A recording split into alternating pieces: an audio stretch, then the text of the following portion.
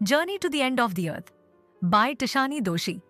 अगर इंग्लिश का ये चैप्टर आपको अब तक मुश्किल लगता था तो आज के बाद नहीं लगेगा, क्योंकि आज हम इसे किताब नहीं कहानी की तरह समझने वाले हैं, एक एक लाइन आसान हिंदी में।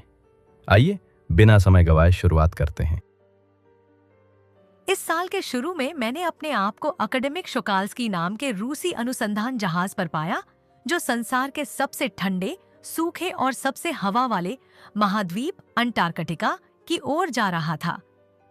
मेरी यात्रा मद्रास में भूमध्य रेखा के 13.09 डिग्री उत्तर से शुरू हुई और इसमें शामिल थे 9 समय क्षेत्र, 6 जांच केंद्र, 3 जलखंड और कम से कम इतने ही पारिस्थितिकी खंड को पार करना। जब मैंने वास्तव में अंटार्कटिका महाद्वीप पर कदम रखा, तब तक मैं कार, हवाई जहाज और जहाज के माध्यम से मिलाकर 100 घंटे से अधिक की यात्रा कर चुका था। इसलिए दक्षिण ध्रुव का विशाल सफेद भूदृश्य और उसका लगातार नीला क्षितिज के सामने आने पर मेरी पहली भावना आराम की थी, जिसके बाद तुरंत और गहरा आश्चर्य हुआ। मुझे इसकी बहुत बड़ी फैलावट और इसके एकांत पर आश्चर्य हुआ, लेकिन सबसे ज्यादा इस बात पर कि कभी ऐसा समय भी रहा होगा जब भारत और दक्षिण ध्रुव एक ही जमीन का हिस्सा थे। करोड़ों वर्ष पहले एक बहुत बड़ा संयुक्त दक्षिणी परम महाद्वीप गोंडवाना सचमुच में अस्तित्व में था, जिसका केंद्र मोटे तौर पर आज के अंटार्कटिका के आसपास स्थित था। उस समय परिस्थितियां आज से बिल्कुल अलग थीं। तब मानव जाति पृथ्वी पर मौजूद नहीं थी और जलवायु काफी गर्म थी, जिसमें विविध प्रकार की वनस्पतियां और जीव जंतु पनपते थे।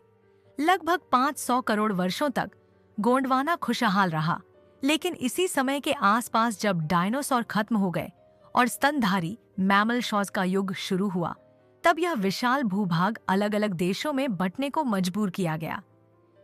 इसी विभाजन की प्रक्रिया से पृथ्वी ने धीरे धीरे वह रूप धारण किया जिसे हम आज जानते और पहचानते हैं। आज अंटार्कटिका की यात्रा पर जाना उस लंबे इतिहास का हिस्सा बनना है, जिससे यह समझने में मदद मिलती है कि हम कहां से आए हैं और संभवतः हम आगे कहां जा रहे हैं। यह यात्रा हमें कॉर्डिलेरन परतें, प्री-कैम्ब्रियन ग्रेनाइट शील्ड, ओजोन परत तथा कार्बन के निर्माण और विनाश के महत्व को समझने का अवसर देती है। जब आप यह सोचते हैं कि 1 मिलियन वर्षों में कितना कुछ घटित हो सकता है, तो मन सचमुच चकरा जाता है।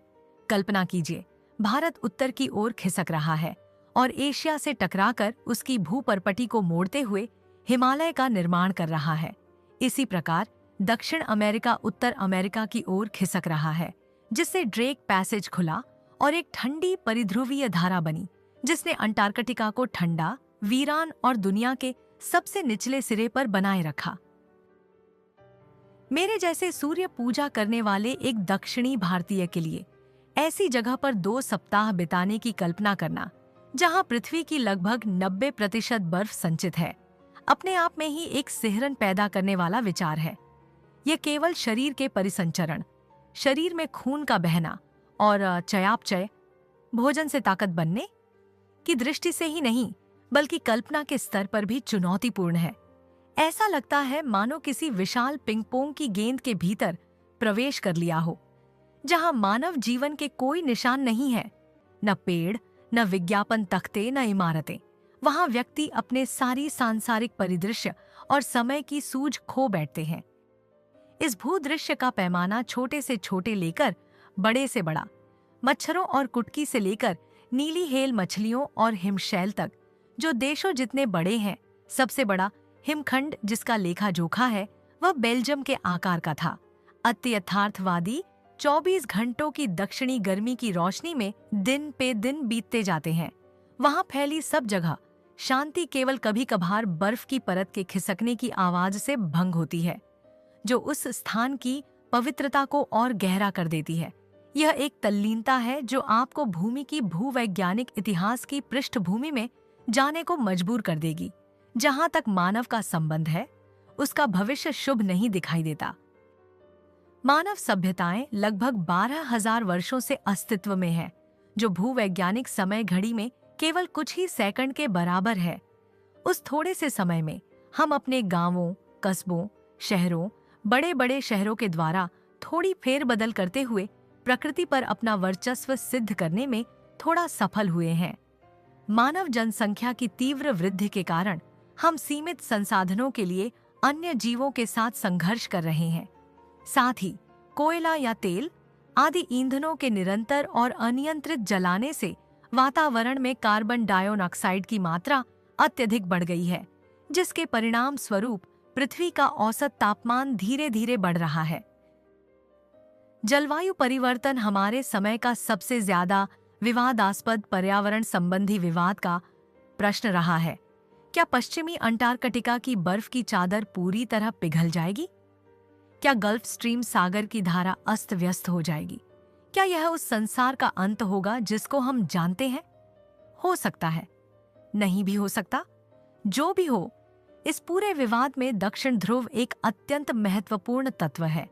इसका कारण यह नहीं है कि यह संसार का एकमात्र ऐसा स्थान है जहां मानव जनसंख्या नहीं पाई जाती और जो अपेक्षाकृत प्राचीन अवस्था में बना हुआ है, बल्कि इससे भी अधिक महत्वपूर्ण कारण यह है कि इसकी बर्फ की परतों में पृथ्वी के अतीत के प्रमाण सुरक्षित हैं।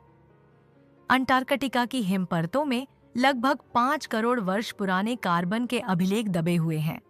यदि हम पृथ्वी के अतीत, वर्तमान और भविष्य को समझना चाहते हैं, तो अंटार्कटिका वह जगह है जहां हम जा सकते हैं। स्टूडेंट्स ऑन आइस वह योजना है जिस पर मैं शोकाल्स्की पर काम कर रहा था। ठीक इसी उद्देश्य को करने का प्रयत्न करती है वह है कि हम हाई स्कूल के विद्यार्थियों को संसार के छोर तक ले जाएं और उनको प्रेरणादायक शिक्षा संबंधी अवसर दें, जिससे उनको हमारे उपग्रह की समझ और उसके प्रति सम्मान पैदा करने में मदद मिलेगी। यह अब तक 6 साल से काम कर रहा है, जिसका नेतृत्व कनाडा के जॉफ ग्रीन कर रहे हैं। वे पहले ऐसे धनी और अवकाश प्राप्त साहसिक यात्रियों को वहां ले जाते थे जो समाज को बहुत सीमित रूप में ही कुछ लौटा पाते थे। स्टूडेंट्स ऑन आइस के माध्यम से अब वे नीति निर्माताओं की आने वाली पीढ़ी को जीवन परिवर्तनकारी अनुभव प्रदान कर रहे हैं। ऐसी आयु में जब विद्यार्थी सीखने, समझने और सबसे महत्वपूर्ण कार्य करने के लिए पूरी तरह तैयार होते हैं।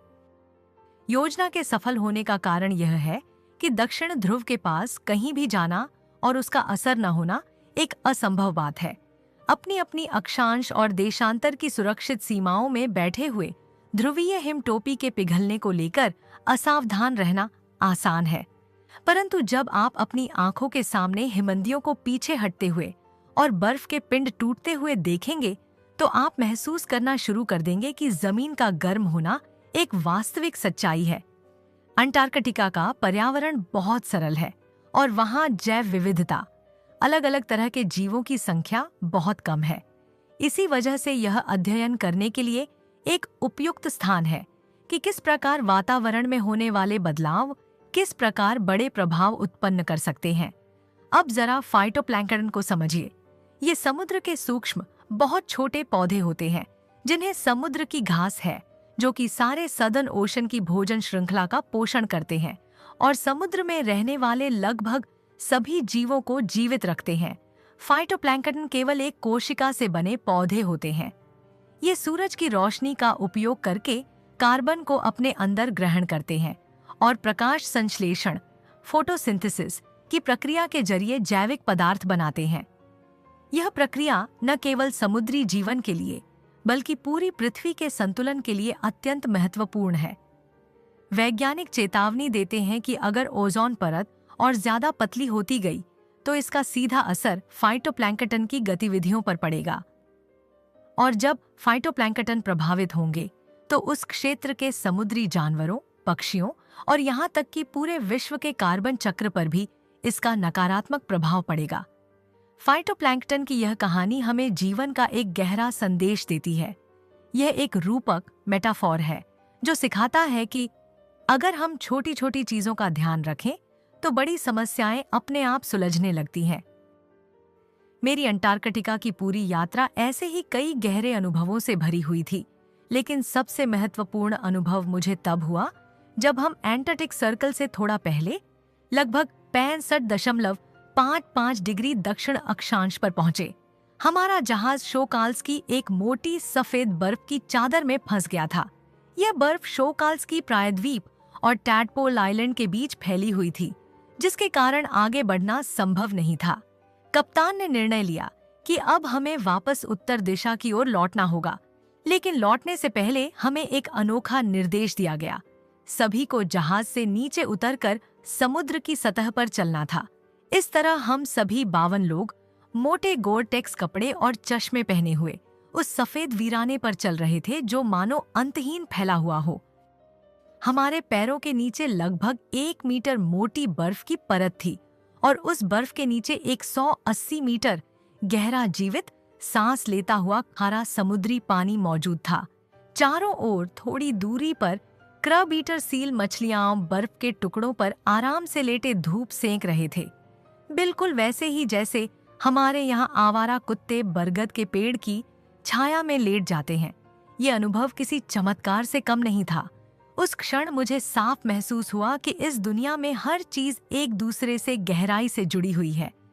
9 अलग अलग समय क्षेत्रों से गुजरते हुए, 6 जांच चौकियों को पार करके, 3 विशाल जल क्षेत्रों और अनेक प्रकार के प्राकृतिक वातावरण इकोसिस्टम देखने के बाद भी मैं यही सोच रहा था कि हमारी पृथ्वी पर संतुलन की सुंदरता कितनी अद्भुत है।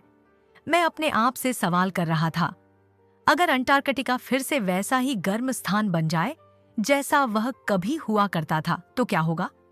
क्या हम इंसान तब तक जीवित रहेंगे और उसे देख पाएंगे, या फिर हमारा भी वही हाल होगा जो कभी डायनासोर, मैमथ और ऊनी गैंडे जैसे जीवों का हुआ था, जो समय के साथ पूरी तरह खत्म हो गए? इन सवालों का सही जवाब कौन दे सकता है? कोई नहीं। लेकिन जब मैंने 2 हफ्ते कुछ ऐसे किशोरों के साथ बिताए जिनके मन में आज भी दुनिया को बेहतर बनाने का आदर्शवाद, आइडियलिज्म जिंदा है, तब मुझे एक बात साफ समझ में आ गई। भले ही 10 लाख सालों में बहुत कुछ बदल सकता है, लेकिन कभी-कभी सिर्फ एक दिन भी बहुत बड़ा फर्क पैदा कर सकता है।